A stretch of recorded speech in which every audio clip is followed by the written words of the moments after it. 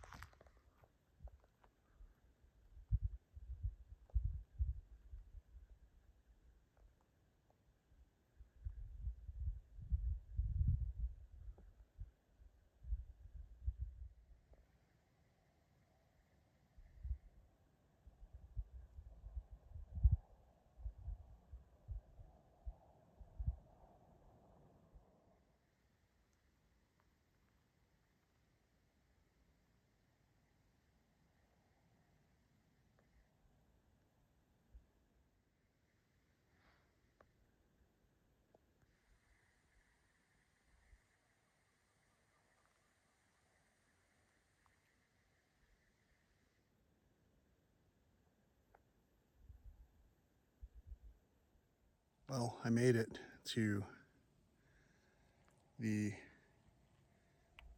landscape detail that I found interesting and wanted to cross part of the desert for. We're now on the east side of the park, and thankfully I've had some shade.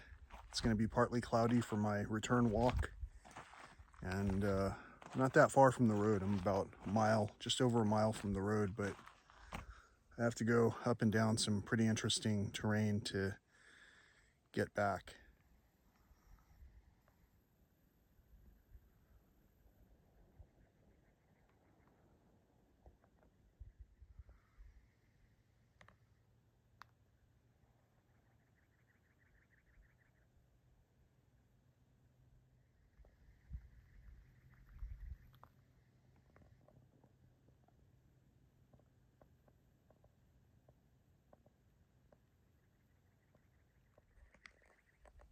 So there's not as much up here in the way of ancient artifacts.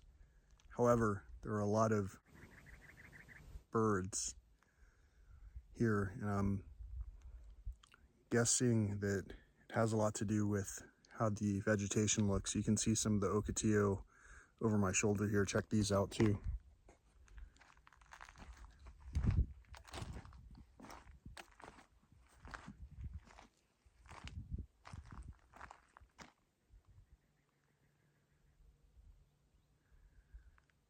Now I just need to get back over there somewhere.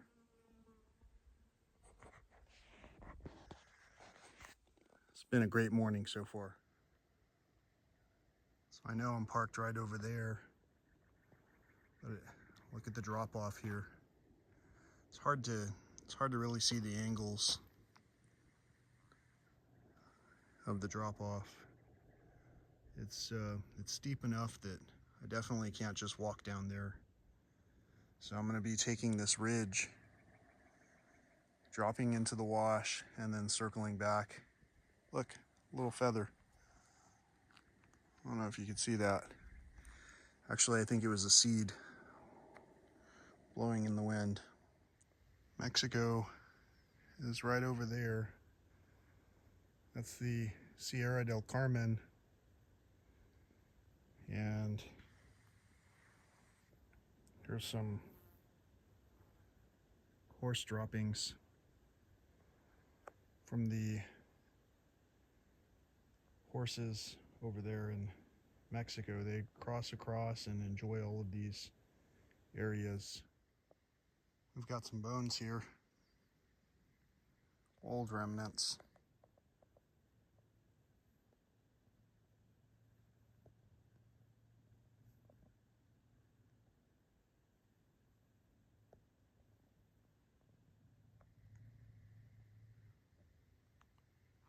Not sure where the rest of it is, but so far, aside from the jackrabbit and the birds and the ever-present horse droppings, I haven't seen much else. The cactus are even looking pretty in need of assistance right now. Look at how skinny these cactus are. Anyone into prayer? Hope that you'll join me in praying for reasonable rainfall for these areas. More and more often, I'm finding that I'm starting to believe my device is either conspiring against me or working with a higher power, because there are things that I just can't record. Like, I just had a beautiful bird fly over. It was a bird of prey of some sort. Closest I could describe it would be like a caracara, but instead it looked kind of like the female caracara, kind of brown with a white head, but I don't know that it was a caracara. And either way, I couldn't record it because, well, again, there are certain things that, have you ever been having a dream where you couldn't activate your phone for some reason, or whatever you were going to use to take pictures or make a call or do whatever you were going to do? Well, that's happening to me in reality enough that sometimes I question whether or not I'm dreaming. I'm pretty awake. There's the sun behind me, and now over there is the formation that I just went to. I'm basically crossing back over to my vehicle. Here comes a bird. I hope you got to see it. That wasn't a bird of prey, but it was definitely a welcome sight. So again, there's a lot less in terms of evidence of Native American rock art here, but the rocks are, to me, they're gorgeous. They're beautiful colors throughout the desert. It looks just all gray and brown and white and washed out, but every once in a while you'll find something that's blue or red or orange. There's every color you can imagine out here in the rocks, and in every grade variation, from clear to opaque, and on and on. You would have to see it to believe it, but anyway, it's been a pleasant walk so far.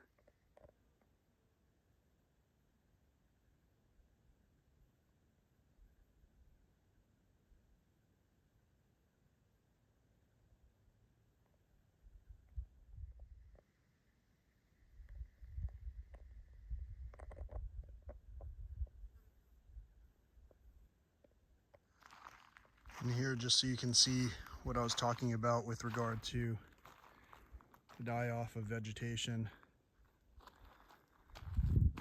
just for swaths of land, you can see husks of what used to be plants, both blocking the view to some of these formerly impenetrable locations, but also blocking the scorching heat for some of the rest of these plants that are struggling in these challenging times. Up until just a few years ago, it was virtually impossible to cross these areas of the Chihuahuan Desert in Big Bend National Park due to fires, extreme temperatures, both on the hot and cold side, and a variety of other climate challenges. We're seeing a little bit more of a die-off. However, there are still signs of large life left throughout the park in unusual areas. Might have found the first visible evidence of Native American, I don't know what to call it, rock art. Check it out.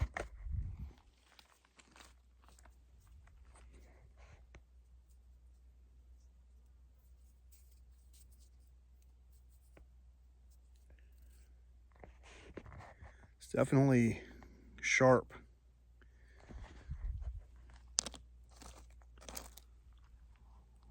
Now, of course, what we're doing is leaving these items where they were. Again, this is a very unique desert in that some sides of the desert have all kinds of what's evident chippings. This particular rock could have just been an accidental shard, but at the same time, it sure looked worked over. Didn't it look worked over to you?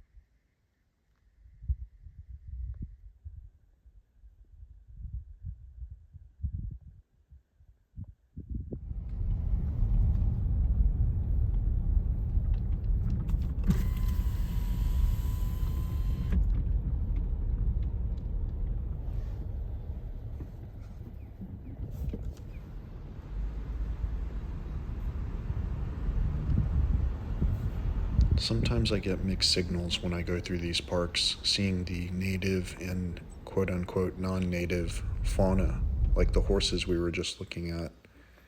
And sometimes when I see things like this hungry coyote, I begin to think about the invisible yet loudly spoken borders or cries out over the borders. And I think about how we ourselves are contributing to these problems, perhaps directly, more directly than we think we are, because of our mostly absolute silence with regard to these things that we're looking at. Not long ago, I was able to run in these areas. However, after some interesting health anomalies, I wasn't able to run in these areas, and I decided to take an evening walk, mostly to see if our friend the coyote was there. He was intently staring at something that many domesticated dogs will stare at. There are some people playing catch over here, and this beautiful coyote looks exceedingly interested in the game that was going on, enough to watch it right pretty much beside me, while eventually getting confident enough to close his eyes and just listen to the amazing sounds of someone just playing catch in this beautiful, amazing location, the Rio Grande Village area of Big Bend National Park, where the cottonwood trees are.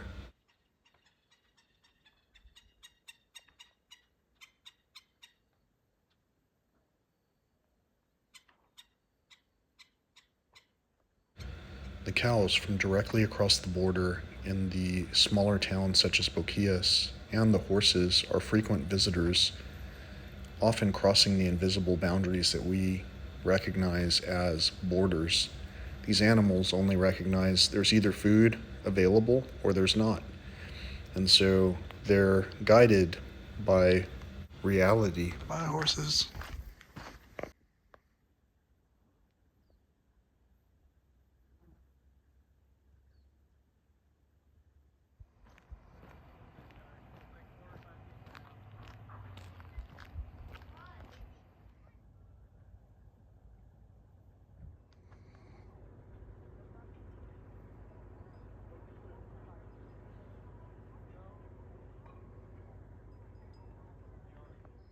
After my extended walk, I decided to drive back one more time so I could catch this beautiful sunset of the Sierra del Carmen.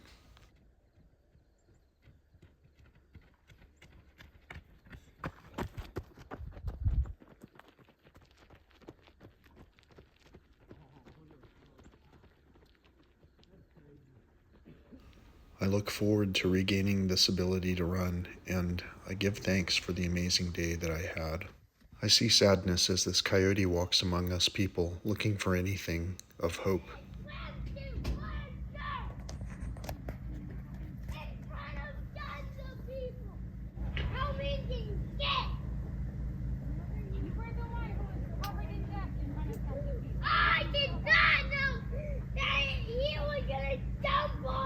Hey Paul, listen to me. The more you, And I already find myself with the more work. you yell, Let go of me, you jerk!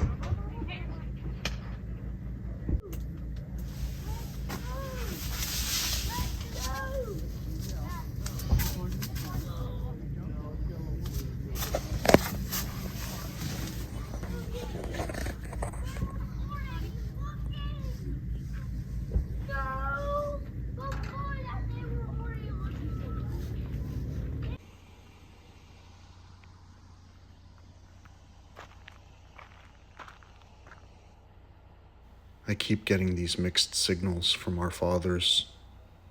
Within national park boundaries, there is conflicting information. What exactly is suspicious activity? And will the climate of our actions ever return to normal?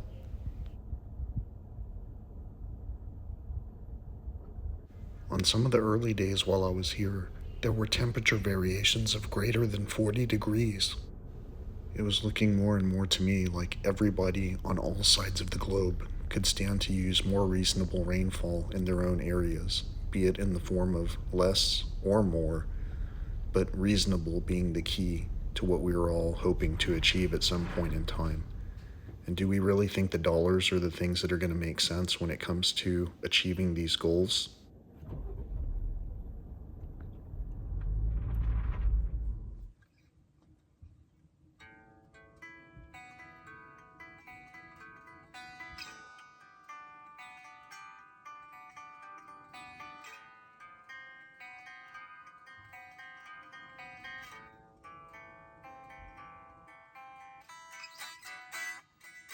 I try to tell you how I feel, and your response to me is unreal.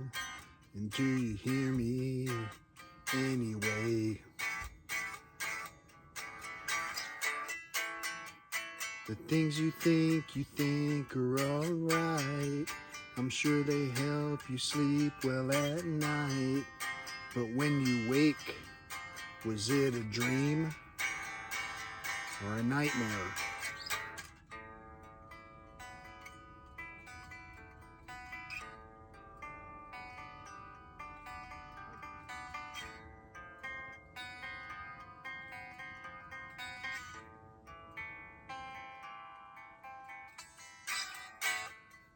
We're at a crossroad once again, between the enemy and our friend.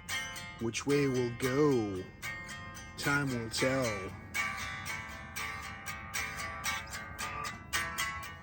You say my words you don't understand. You move along just like you had planned.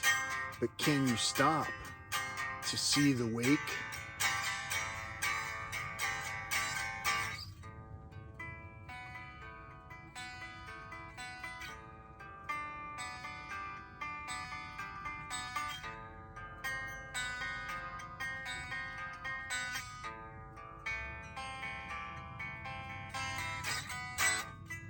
I see the wreckage through the waves from the way each one of us behaves. Throw out a line to save a life. It seems we've been here once before, and we're still miles and miles from the shore. And do you hear me anyway?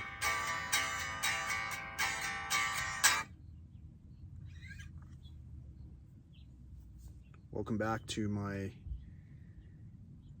Introvert's version of exploring Big Bend National Park. Believe it or not, some of the most intense scenarios are experienced intense, and I'm just using that as a play on words. Some people get it, some people don't care for it, whatever.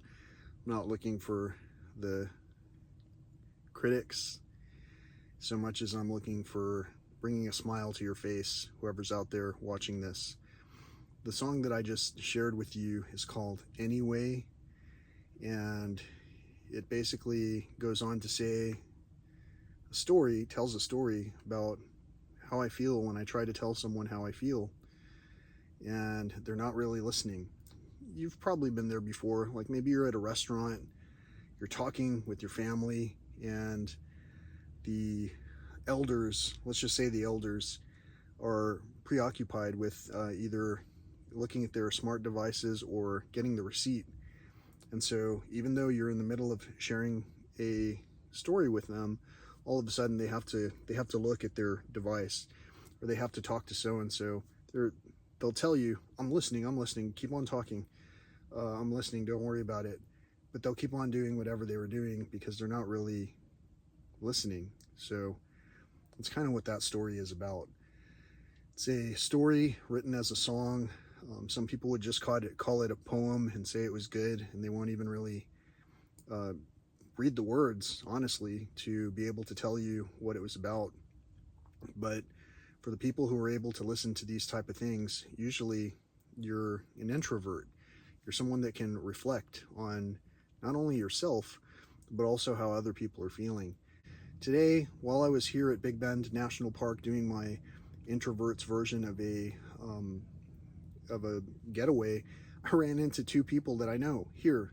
So just like the last time I was here, there was someone here in the same park at the same time who I've actually been here with before. And today I was able to meet up with some people who I've met up with in this area before as well, and also in other areas. And it was really cool because we were each thinking about each other minutes before we saw each other. And I touched on the word synchronicity. I said, have you ever heard of synchronicity? And the other person said, I have now. I asked that to someone else in the past that I met with in this park, and they said, they've never heard of that, synchronicity. You're watching this video right now, you're hearing a story, you're hearing me tell you that I have deep concerns about people who aren't listening. And in those concerns, I found that some people are starting to make a bunch of mistakes. They're getting lost, they're getting each other lost, and they're also losing touch with being able to communicate. And so some of that story I've shared here, some people think it might be too much information, some people might think it's not enough information. And for everyone else, I would say that those people that really wanted to know the story have drawn into the circle of communication to actually talk about these things, or they've tried to respond with their own art, song, whatever. And these are things that have really happened on via this platform. So as an introvert, I really enjoy the YouTube platform, and I got kind of fed up with it because I was posting videos and people would just keep saying these negative things over and over. And I had a feeling that they were someone from within my group who I've known for a long time. And so I basically shut off comments. So that's why you can't comment on this video. But for right now, what I wanted to do was to let the people who are listening listen without having it marred by commentary from the peanut gallery, who is not very fresh with their observations anyway. And so I mentioned that because I had a dream recently about some fresh peanuts. And this morning I had some other dreams about the last dream was about an extension cord catching fire next to a computer. And I'm not sure if that's relevant to you, but I know that it's one of those things that it was so vivid and so memorable that it made me take note and look at my gear to make sure I didn't have any fire hazards around. But in the meantime, I'm so tempted to log on so that I could upload some of this stuff, mostly because I'm running out of space on this device. I've had to go back and delete things so that I could capture new things. And I want to have space because I don't know what I'm going to run into, but the less space I have, the more likely it is that I'm going to run into that scene where it's like, oh, I wish I could have recorded it, but I wasn't able to because my device's storage was full. Anyway, with all of that in mind, Anyway is the name of the song that I just played you. And even though I'm laying low and trying to not interact with many people, I already ran into 2 people today. All I was doing was switching campsites, but went to go look for the bobcat that normally hangs out here. A friend of mine who was here the last time got to take pictures of it, and I gave them credit in the other video so that you can see that if you want to. But anyway, all of these things are things that are occurring, even though it might not be occurring to anyone else, that everything that we're seeing has been very challenged. And we can see it if we just pay attention for a moment to what we're looking at, just how stressed these areas are. And maybe we can see it when we pay attention to one another, just how stressed each of us are. And so for the people with their heads in the sand who aren't able to communicate at this point in time, that's okay. Eternity will be a long enough time, I assume, to have these conversations. If you're wanting to have conversations with whoever you're with in eternity, if that's even a thing. But beyond that, it can feel like an eternity when you're talking to someone who is not able to pay attention and who can't remember the conversations you had or what the things that were talked about were about. So I know, again, that this might be complicated for some people. It's probably too much or not enough about Big Bend, too much about something else, but and not enough about Big Bend. But for the ultimate introvert traveler experience, I strongly recommend spending some intense time trying to translate some of the things that you're feeling into something you can share with one another that can resonate at a different level. Until next time, thanks again for subscribing. Peace, love, and all that old school stuff.